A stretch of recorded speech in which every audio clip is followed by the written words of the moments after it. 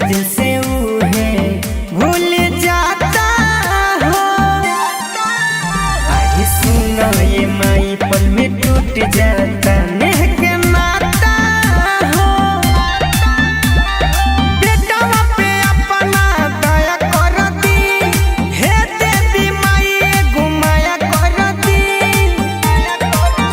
मुँह बांध के चलतानी हम हो, माई गाँव में लगता शरम हो।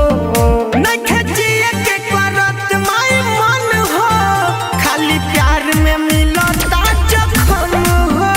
नइखे जिए के करत माई मन हो, खाली प्यार में मिलता जखम हो।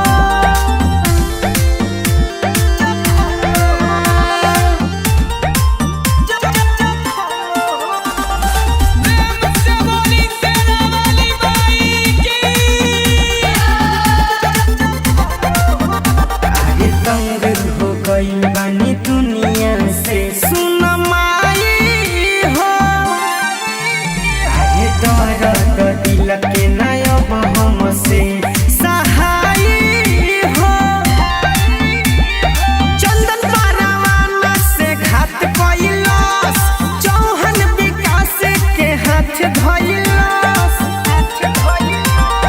भर गइल बावे दिल में गम हो, अब लागता में टूट जाई दम हो। नइखे